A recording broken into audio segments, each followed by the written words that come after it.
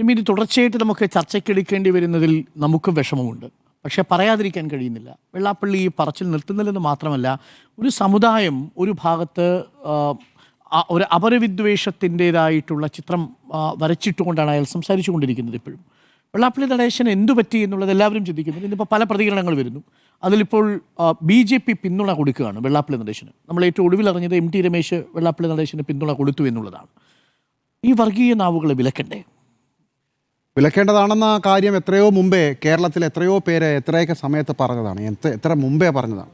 പക്ഷേ ഇന്ന് വെള്ളാപ്പള്ളി നടേശൻ കാണിച്ച സമ്മർസോൾട്ടാണ് ഇന്നത്തെ ഏറ്റവും പ്രധാനപ്പെട്ടത്.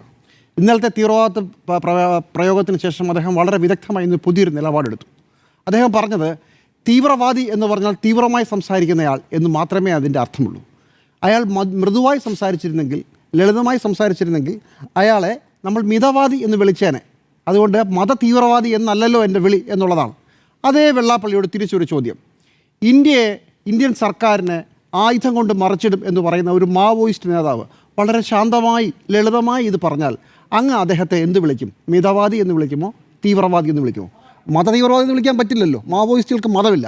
അപ്പോൾ വെള്ളാപ്പള്ളി നടേശൻ എന്ത് വിളിക്കും? മാവോയിസ്റ്റുകളെ തീവ്രവാദമാണോ മിതവാദമാണോ? ഉപയോഗിക്കാം ടെററിസത്തിന്. അല്ല, തീവ്രവാദമാണോ മിതവാദമാണോ? തീവ്രവാദമാണോ മിതവാദമാണോ? എന്ത് വിളിക്കും? തീവ്രവാദിയാണോ മിതവാദിയാണോ? മാവോയിസ്റ്റ് ഭീകരരെ ഭീകരർ വേറൊരു പ്രയോഗത്തിലേക്ക് പോകുമ്പോഴാണ് ഐഡിയോളജി ഇത് തീവ്രവാദമാണോ മിതവാദമാണോ? വെള്ളാപ്പള്ളി നടേശൻ വേണമെങ്കിൽ സൂചിക്കും പറയാൻ വരുമ്പോൾ. ഇനിയല്ല, നിങ്ങൾ കശ്മീരിലെ ഒരു ടെററിസ്റ്റ് ഇതുപോലെ തന്നെ കശ്മീരിനെ ഞങ്ങളങ്ങ് വിമോചിപ്പിക്കുമെന്ന്. ഇപ്പം യാസിൻ മാലിക്കിനെ പോലെ എന്തൊരു ശാന്തരായ മനുഷ്യനാണ് യാസിൻ മാലിക്കൊക്കെ. പൂച്ച സംസാരിക്കുന്ന പോലെ സംസാരിക്കുകയുള്ളൂ. യാസിൻ മാലിക് അദ്ദേഹത്തോട് ഇങ്ങനെ പറഞ്ഞാൽ എന്തായിരിക്കും നിലപാട്? തീവ്രവാദിയാണോ മിതവാദിയാണോ? അല്ലെങ്കിൽ വളരെ ആവേശത്തോടെ കേരളത്തിൽ സംസാരിക്കുന്ന M സ്വരാജ്, അല്ലെങ്കിൽ കോൺഗ്രസിൽ നിന്ന് K സുധാകരൻ, ഇവരൊക്കെ എങ്ങനെയാണ് ശക്തമായി സംസാരിക്കുന്ന ആൾ? അപ്പോൾ എങ്ങനെ, തീവ്രവാദിയാണോ മിതവാദിയാണോ?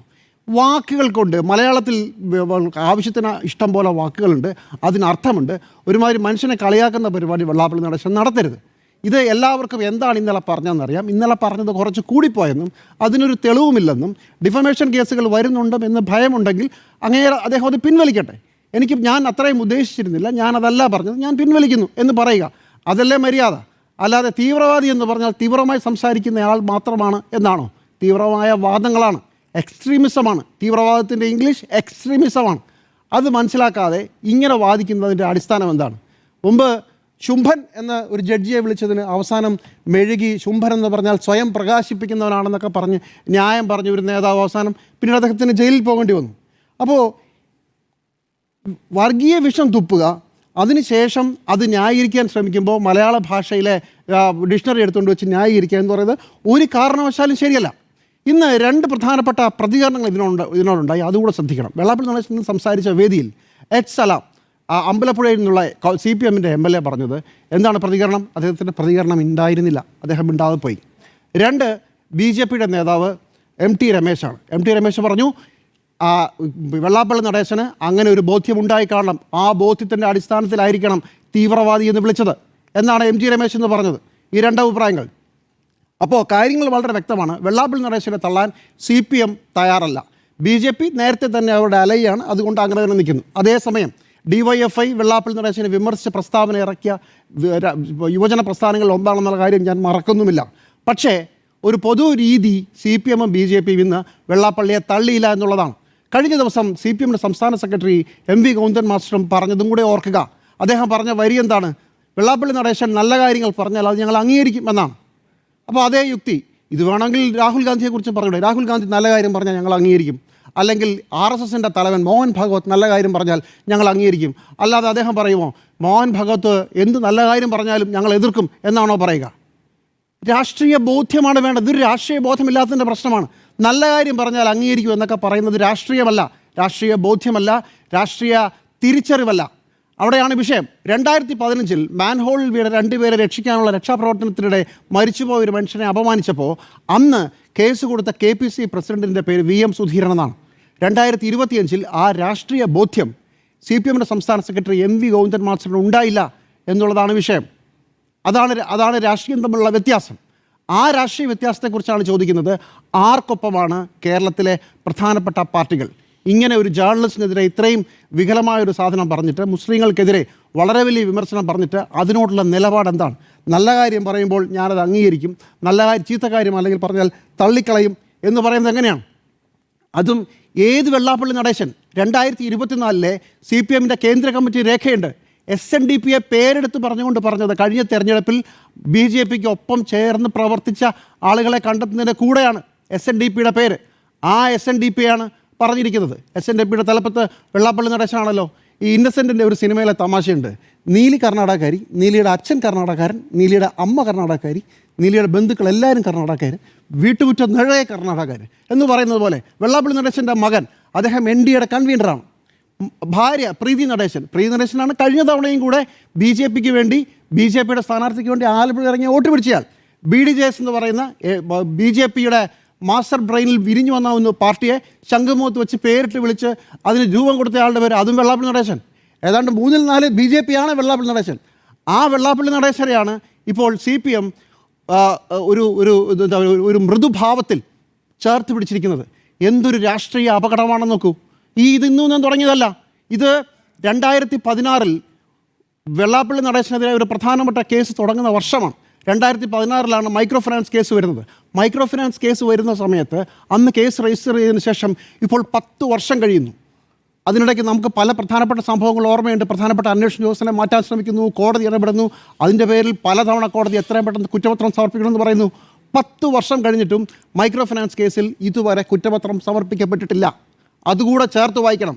ഇത് ഒറ്റയൊരു ദിവസം ഉണ്ടായ കഥയല്ല. ഇതിനൊരു പരമ്പരയുണ്ട്, ഇതിനൊരു കണക്ഷനുണ്ട്. എന്തായിരുന്നു ആ കേസ്? ന്യൂനപക്ഷ സമുദായങ്ങൾക്ക് വേണ്ടിയിട്ടുള്ള ന്യൂനപക്ഷ ഫണ്ടിൽ നിന്ന്, എക്സാക്ട്ലി എൻ്റെ പേര് ഞാൻ പറഞ്ഞു, അവിടെ നിന്ന് പൈസ എടുക്കുക, അത് കൂടിയ പൈസയ്ക്ക് പലിശയ്ക്ക് കൊടുത്തു എന്നുള്ളതായിരുന്നു കുറ്റം. അത് FIR ഒക്കെ രജിസ്റ്റർ ചെയ്തതാണ്. VS അച്യുതാനന്ദൻ ആക്റ്റീവായ 2 വർഷം കൊണ്ടായിരുന്നെങ്കിൽ വെള്ളാപ്പള്ളി നടേശൻ ഈ കേസിൽ വളരെ ബുദ്ധിമുട്ടിലായി പോകാനെന്ന് വിശ്വസിക്കുന്ന ഒരാളാണ് ഞാൻ. അത്രയും ശക്തമായ കേസായിരുന്നു, അത്രയും നല്ല ആരോപണമായിരുന്നു. VSൻ്റെ വരികൾ ഇപ്പോഴും ഓർമ്മയുണ്ട്. വെള്ളാപ്പള്ളി നടേശനിക്ക് ഒന്നേ പറയാനുള്ളൂ, കണക്ക് വെക്ക് എന്നാണ് VS അച്യുതാനന്ദൻ ചോദിച്ചത്. 2016 ശേഷം പിന്നെ ആരും അതിനെക്കുറിച്ച് കേട്ടിട്ടില്ല. സുഹൃത്തുക്കളെ, ഇതാണ് ഇതിൻ്റെ ഒരു പരമ്പര, ഇതാണ് ഇതിൻ്റെ ഒരു കഥ. ഇവിടെ 2021 എത്തി നിൽക്കുമ്പോൾ നമ്മൾ പുറകോട്ട് തിരിഞ്ഞു നോക്കുമ്പോൾ ഇതിനൊരു വളരെ വലിയൊരു കണക്ഷനുണ്ട്. എന്തുകൊണ്ടാണ് വെള്ളാപ്പള്ളി നടേശനെ തള്ളി പറയാൻ പറ്റാത്തത്? 2025 തദ്ദേശ തെരഞ്ഞെടുപ്പിൽ ന്യൂനപക്ഷ വോട്ടുകൾ അപ്പാടെ മറുവശത്തേക്ക് ചരിഞ്ഞു എന്നുള്ളത് അറിയാവുന്ന കാര്യമാണ്. അത് അനലൈസ് ചെയ്തതാണ്. CPIക്ക് അത് പരസ്യമായി പറഞ്ഞു കഴിഞ്ഞു. എന്നിട്ടും എന്തുകൊണ്ടാണ് വെള്ളാപ്പള്ളി നടേശനെ പൊതിഞ്ഞു പിടിക്കുന്നത്? അതോടൊപ്പം സ്വർണ്ണക്കൊള്ള വളരെ വലിയ തിരിച്ചടിയായി എന്ന് മനസ്സിലായ ശേഷവും ആ കേസിൽ 10-60 ദിവസമായി ജയിലിൽ കിടക്കുന്ന CPMൻ്റെ ഒരു പ്രധാനപ്പെട്ട നേതാവിനെ, മുൻ ജില്ലാ സെക്രട്ടേറിയറ്റ് അംഗത്തെ, ഇപ്പോഴത്തെ ജില്ലാ കമ്മിറ്റി അംഗത്തെ ശ്രീ പത്മകുമാറിനെ സസ്പെൻഡ് ചെയ്യാൻ പോലും CPM സംവിധാനം തയ്യാറാകുന്നില്ല. ഇതൊക്കെ സൂചിപ്പിക്കുന്നത് എന്താണ്? തെരഞ്ഞെടുപ്പ് തിരിച്ചടിയാണ്. അടുത്ത തെരഞ്ഞെടുപ്പിലേക്ക് വേണ്ടിയുള്ള മുന്നൊരുക്കമാണെങ്കിൽ ഈ 2 കാര്യങ്ങളിലും ശക്തമായൊരു നിലപാടെടുക്കേണ്ടതാണ്. അത് ചെയ്യുന്നതേയില്ല.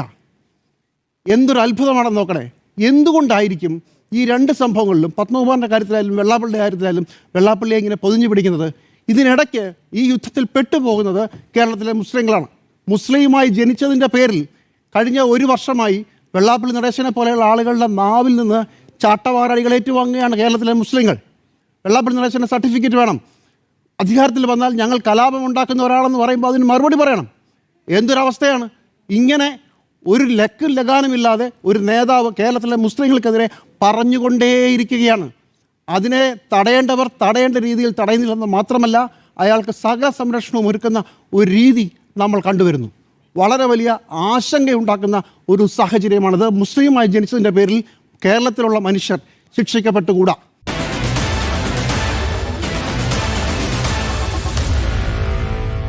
Meet the editors.